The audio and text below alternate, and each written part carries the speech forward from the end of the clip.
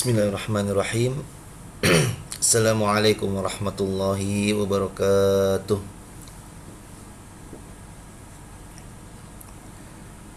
Alhamdulillahirabbil alamin. Asyhadu an la ilaha illallah wa asyhadu anna Muhammadar Rasulullah.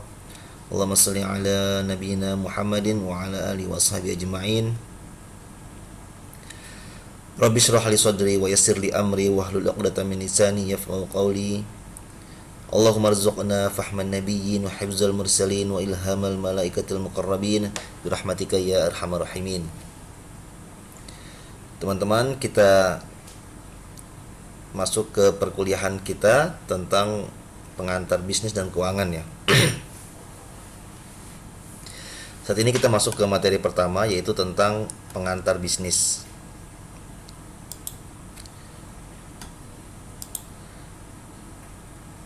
Saya akan mengutip sebuah hadis ya. Khairun nas anfa'uhum linnas. Sebaik-baik manusia adalah yang paling bermanfaat bagi manusia yang lain. Hadis riwayat Ahmad, At-Tabrani dan Ad-Daruqutni.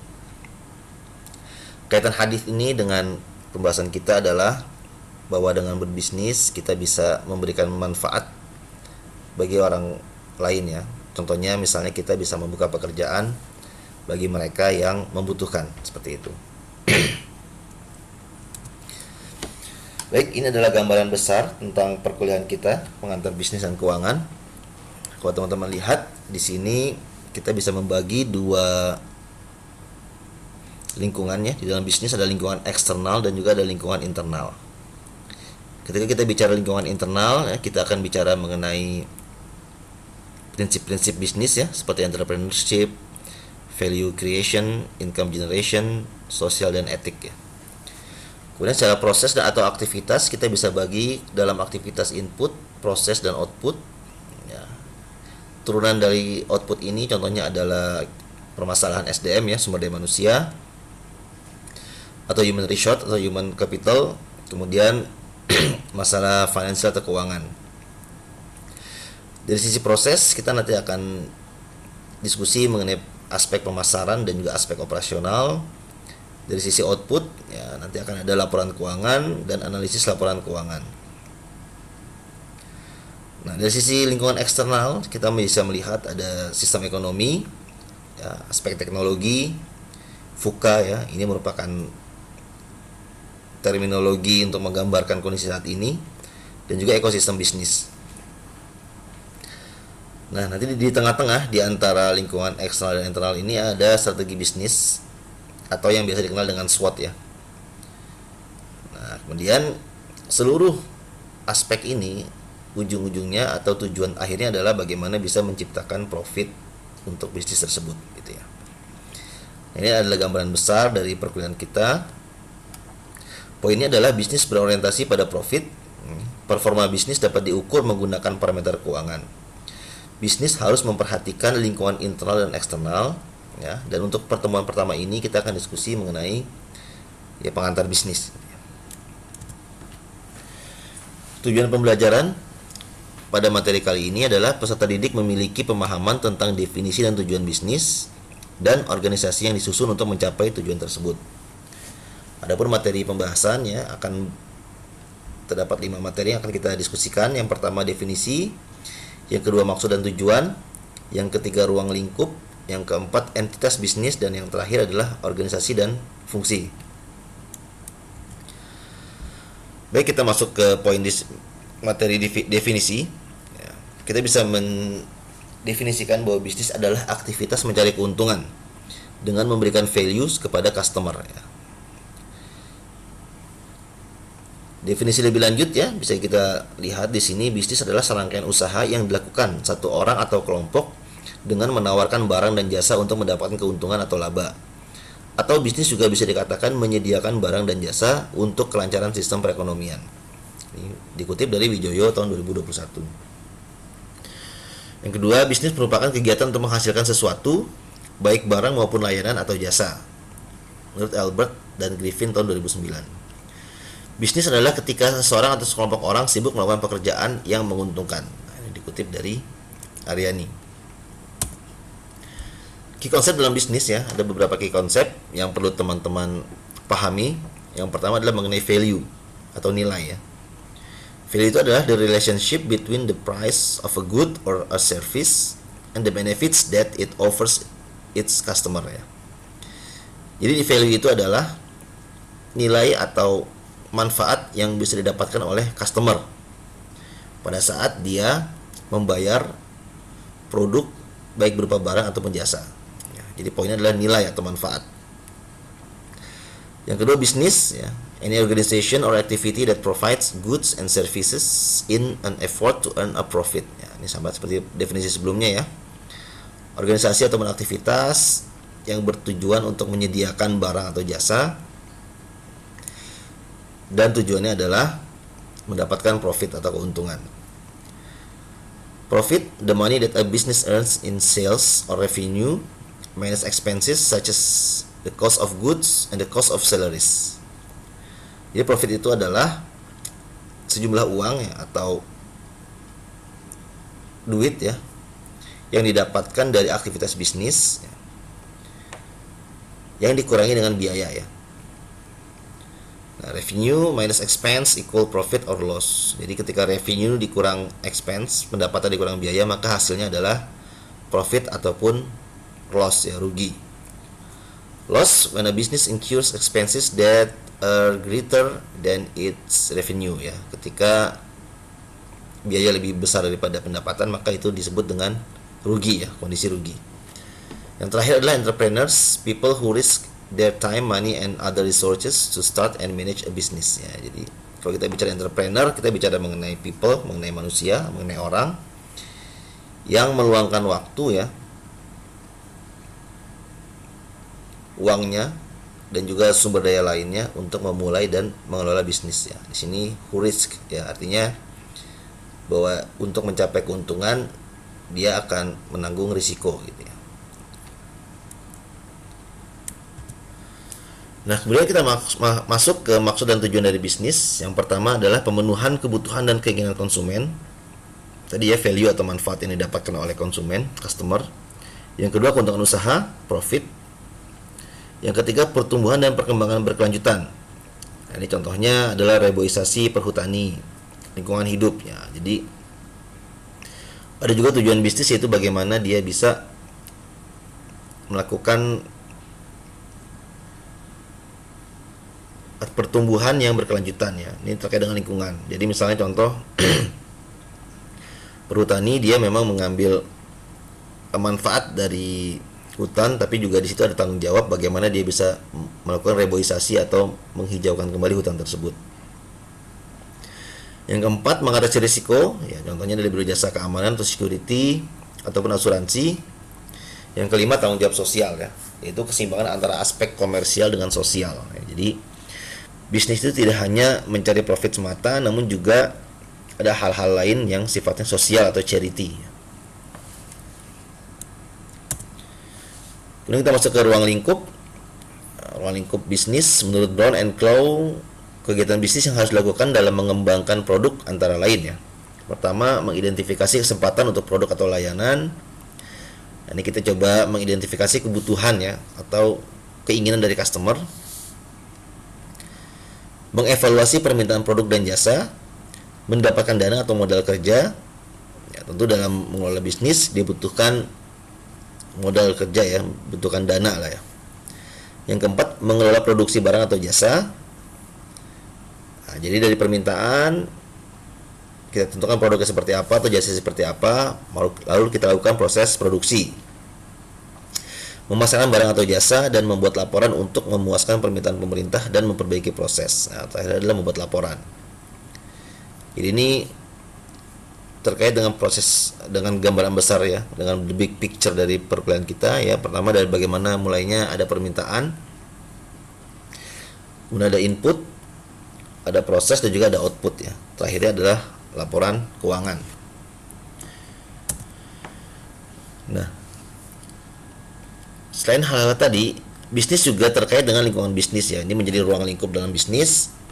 Itu lingkungan intern, memberikan pengaruh langsung kepada kegiatan bisnis, contohnya pemerintah, pesaing, konsumen, asosiasi dagang, supplier dan serikat pekerja, dan juga lingkungan ekstern. memberikan pengaruh tidak langsung terhadap kegiatan bisnis. Contohnya adalah kondisi global, ekonomi, sosial budaya, dan politik.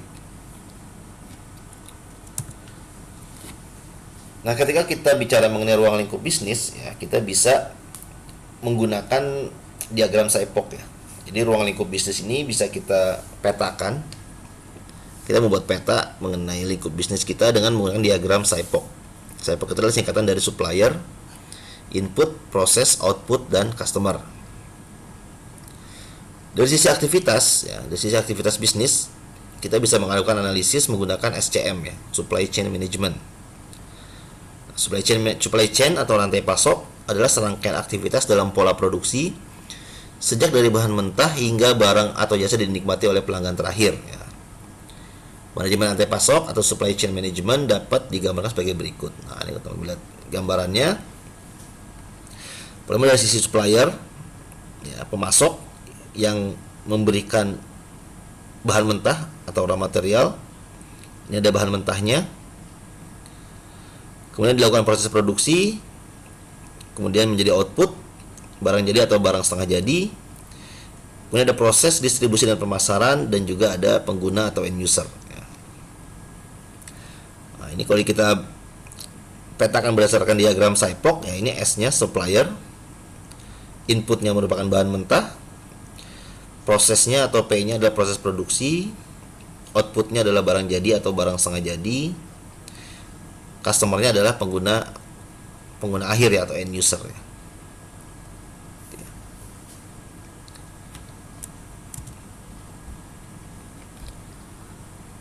Kemudian kita masuk ke entitas bisnis. Entitas bisnis itu adalah organisasi yang melakukan bisnis ya.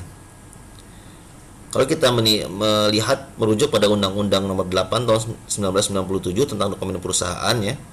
Perusahaan adalah setiap bentuk usaha yang melakukan kegiatan secara tetap dan terus-menerus dengan tujuan memperoleh keuntungan atau laba, baik yang diselenggarakan oleh orang perorangan maupun badan usaha yang berbentuk badan hukum atau bukan badan hukum yang didirikan dan berkedudukan dalam wilayah negara Republik Indonesia. Nah, jadi kita bisa mengklasifikasikan entitas bisnis ya ke dalam beberapa aspek. Dari sisi kepemilikan ya, ada perseorangan, persekutuan, dan korporasi. Dari sisi badan hukum, tidak berbadan hukum ataupun berbadan hukum.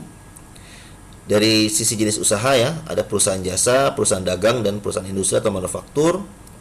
Dari sisi kekayaan atau omset, ada usaha mikro, kecil, dan menengah.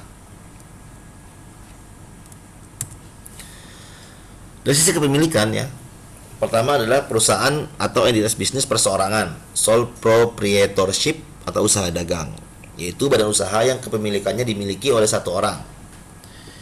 Individu dapat membuat badan usaha perseorangan tanpa izin atau cara tertentu. Nah, jadi ini milik pribadi, milik kita sendiri. Misalnya kita ingin usaha membuka warung kelontong misalnya di rumah, atau membuat rumah makan seperti itu ya. Nah, itu bisa dilakukan langsung ya. Jadi dapat membuat badan usaha perseorangan tanpa izin atau cara tertentu. Jadi terserah kita ya. Maksudnya tidak ada ketentuan khusus yang mengatur untuk seseorang menjalankan atau membuka sebuah usaha. Yang kedua, persekutuan atau partnership, badan usaha yang dimiliki oleh dua orang atau lebih yang secara bersama-sama bekerja sama untuk mencapai tujuan bisnis. Yang termasuk dalam badan usaha persekutuan adalah firma dan persekutuan komanditer alias CV. Untuk mendirikan badan usaha persekutuan membutuhkan izin khusus pada instansi pemerintah yang terkait. Nah, ini bedanya ketika mulai masuk ke persekutuan, ada kerjasama antara dua orang atau lebih. Di situ ada aturan-aturan tertentu yang harus ditaati, yang harus dijalankan. Terutama harus ada izin khusus yang dikeluarkan oleh instansi pemerintahan. Yang ketiga adalah korporasi atau corporate, yaitu organisasi bisnis yang memiliki badan hukum resmi yang dimiliki oleh minimal dua orang dengan tanggung jawab yang hanya berlaku pada perusahaan tanpa melibatkan harta pribadi atau perseorangan yang ada di dalamnya. Ini lebih resmi lagi.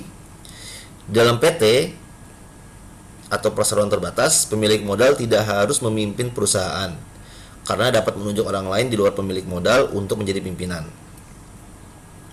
Untuk mendirikan PT atau perseroan terbatas dibutuhkan sejumlah modal minimal dalam jumlah tertentu dan berbagai persyaratan lainnya. Nah, bentuk korporasi ini lebih kuat lagi ya, lebih banyak aturan-aturan atau ketentuan yang harus dilengkapi ya. Seperti contohnya misalnya ada jumlah modal minimal, kemudian ada ketentuan lain. Nah, korporasi atau korporat ini diatur oleh Undang-Undang Nomor 40 Tahun 2007 tentang PT ya, perseroan terbatas. PT adalah badan hukum yang merupakan persekutuan modal didirikan berdasarkan perjanjian, melakukan kegiatan usaha dengan modal dasar yang seluruhnya terbagi dalam saham dan memenuhi persyaratan yang ditetapkan dalam undang-undang ini serta peraturan pelaksanaannya. Organ perseroan adalah Rapat Umum Pemegang Saham atau RUPS, Direksi dan Dewan Komisaris.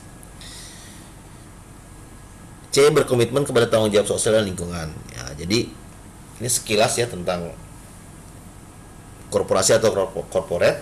Dia tentu memiliki badan hukum, ada struktur organisasinya, ya, yaitu ada RUPS, Direksi dan Dewan Komisaris, dan juga selain dia berorientasi pada profit, dia juga harus berkomitmen terhadap tanggung jawab sosial dan lingkungan. Ya, jadi ada aspek sosial. Jadi tidak hanya selain aspek komersial saja, tapi juga ada aspek sosialnya. Kemudian entitas bisnis secara badan hukum kita bisa membagi menjadi dua ya, tidak berbadan hukum dan juga yang berbadan hukum. Yang tidak berbadan hukum itu contohnya tadi perusahaan perseorangan ya.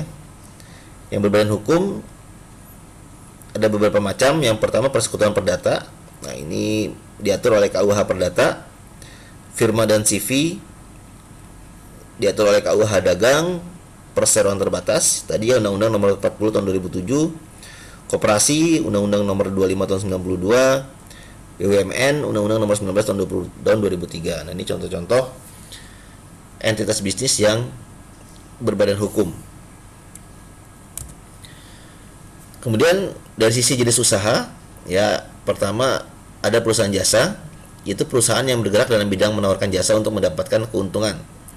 Seperti usaha bengkel, salon, bioskop, biro jasa, konsultan ya, usaha perantara dan masih banyak contoh lainnya. Nah, ini dari jenis usahanya. Yang kedua perusahaan dagang, itu perusahaan yang bergerak dalam hal membeli barang dagangan dan menjual kembali barang tersebut untuk mendapatkan keuntungan, seperti bahan bangunan, departemen store, supermarket dan masih banyak contoh lainnya. Yang ketiga perusahaan industri, itu perusahaan yang bergerak dalam bidang mengolah bahan baku menjadi setengah jadi maupun barang jadi yang kemudian dijualnya untuk mendapatkan keuntungan, seperti perusahaan sepatu, perusahaan otomotif, perusahaan tekstil, perusahaan semen, perusahaan cat dan masih banyak contoh lainnya. Ya, jadi dari jenis usahanya ada 3. Ada perusahaan jasa, ya produknya adalah jasa ya, layanan, servis. Ada juga perusahaan dagang. Perusahaan ini lebih ke bagaimana dia membeli barang kemudian menjual kembali, seperti itu. Sementara perusahaan industri adalah perusahaan yang memproduksi, dia menciptakan atau memproduksi suatu barang yang kemudian dijual untuk mendapatkan keuntungannya. Jadi bedanya kalau perusahaan dagang dia tidak melakukan produksi barang, sementara kalau perusahaan industri dia melakukan produksi ya dari barang tersebut. Nah, jenis-jenis usaha ini atau bentuk perusahaan ini akan berpengaruh pada pencatatan akuntansinya. Nah, tentu beda ya. Akuntansi pada perusahaan jasa, akuntansi pada perusahaan dagang dengan akuntansi pada perusahaan industri itu akan berbeda-beda ya, ada standarnya masing-masing.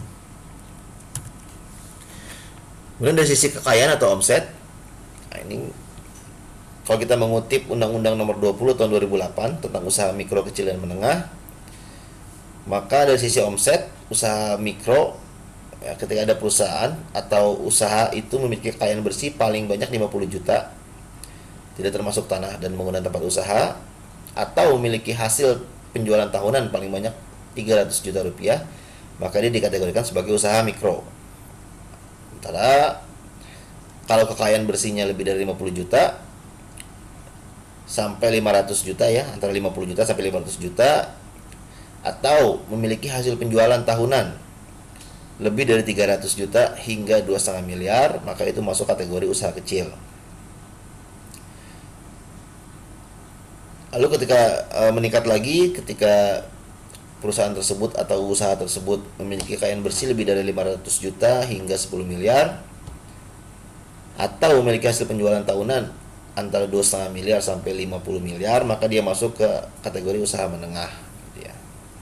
Nah, di atas usaha menengah ini maka masuk ke usaha yang besar ya. Nah, ini adalah kategori usaha atau entitas bisnis berdasarkan kekayaan atau omset.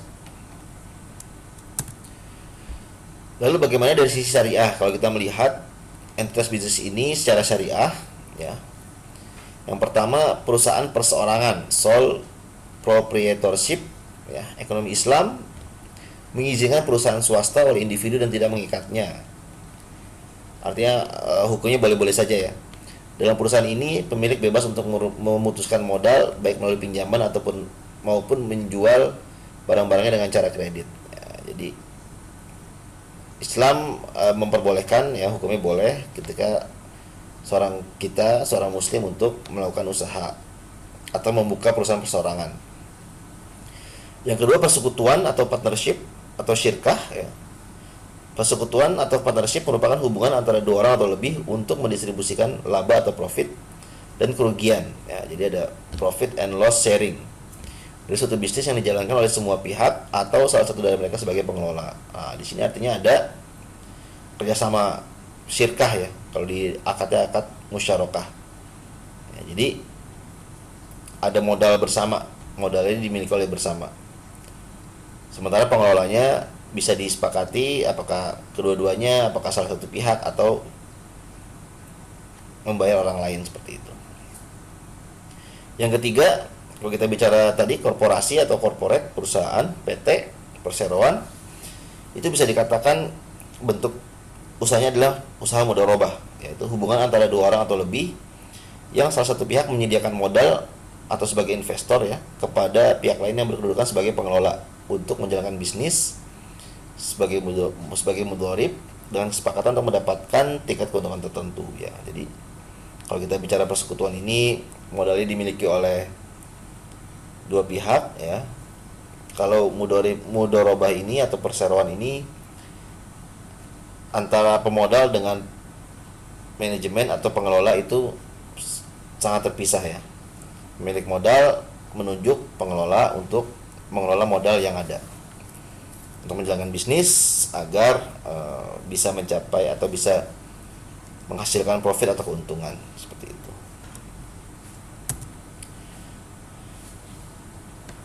Kemudian kita masuk ke organisasi dan fungsi ya. Ini lanjutan dari yang tadi. Ketika kita bicara entitas bisnis, terutama dalam bentuk korporasi ya, atau tadi mudharabah, setidaknya ada dua pihak di sana. Yang pertama adalah pemilik modal, ada prinsipal, dan juga ada manajemen atau pengelola atau agent ya. Ini pengelolanya. Nah, dalam pola bisnis atau pola entitas bisnis seperti ini, ada satu teori yang sering digunakan, yaitu teori keagenan atau agency teori ya, yaitu sebuah teori yang muncul tatkala kegiatan bisnis tak selalu dikelola langsung oleh pemilik entitas dan hal ihwal manajemen diserahkan pada agent. Nah, jadi si pemilik modal atau investor tidak mengelola bisnis secara langsung ya. Dia menugaskan orang lain, dalam hal ini mudharib atau manajemen atau agent ya. Contohnya prinsipal pemilik modal ini tadi dalam undang-undang PT kita kenal dengan komisaris atau dewan komisaris. Agent, manajemen atau pengelola dikenal dengan dewan direksi ya.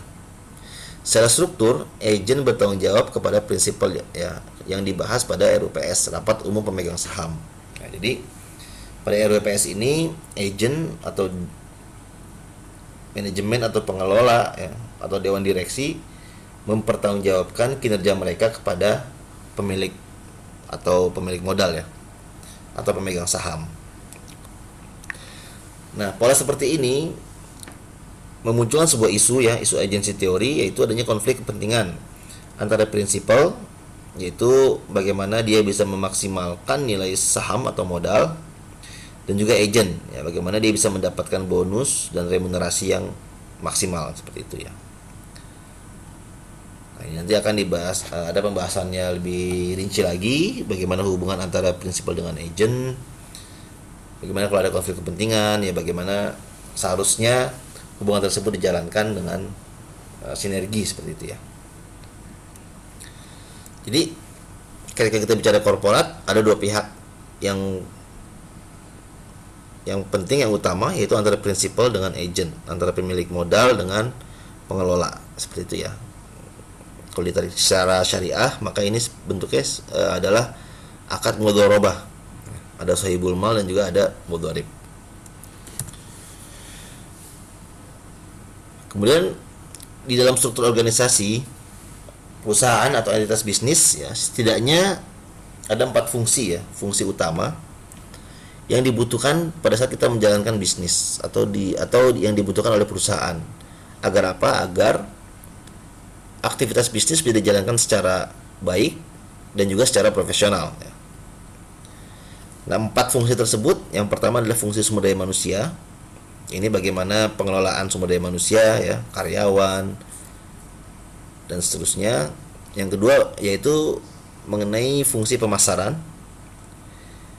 Ya tentu ketika kita berbisnis, pemasaran menjadi hal penting juga ya. Bagaimana kita bisa memasarkan produk baik berupa barang ataupun jasa kepada customer kita gitu ya. Yang ketiga adalah aspek atau fungsi operasional. Ini terkait proses, terkait internal, bagaimana proses bisnis itu dijalankan dengan baik ya. Mungkin nanti kita akan bicara mengenai SOP gitu ya, standar operating prosedur, mengenai aturan-aturan lain yang dibuat agar bagaimana proses bisnis itu berjalan dengan baik ya. Yang terakhir adalah fungsi keuangan. Nah, ini tentu terkait tadi dari mulai input, proses dan juga output ya. Dari sisi input misalnya bagaimana modal kerja didapatkan ya. Dari sisi proses bagaimana proses tersebut cukup untuk membiayai proses produksi seperti itu. Dana yang ada cukup untuk membiayai proses produksi. Dan juga outputnya adalah laporan keuangan. Jadi bagaimana dari seluruh aktivitas bisnis tersebut dirangkum di dalam laporan keuangan ya, untuk mengukur kinerja bisnis tersebut, apakah profit, apakah loss, apakah untung atau apakah rugi. Dan juga parameter lain yang bisa kita analisis dari laporan keuangan yang ada seperti itu ya. Jadi ada 4 fungsi utama. Pertama fungsi sumber daya manusia atau manajemen sumber daya manusia, yang kedua fungsi pemasaran, yang ketiga fungsi operasional, dan yang keempat adalah fungsi keuangan. Nah, 4 fungsi ini nanti akan kita bahas lebih detail pada pertemuan selanjutnya.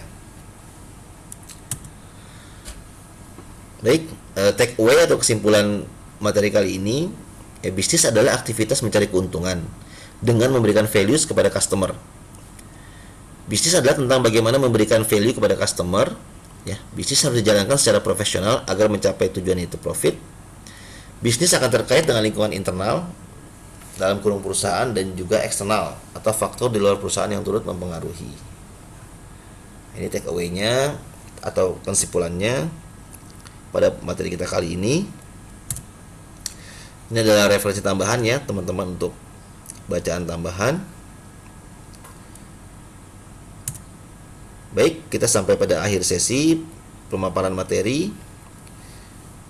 Kurang lebihnya mohon maaf. Kita masuk ke sesi tanya jawab. Wabillahi taufiq wal hidayah. Wassalamualaikum warahmatullahi wabarakatuh.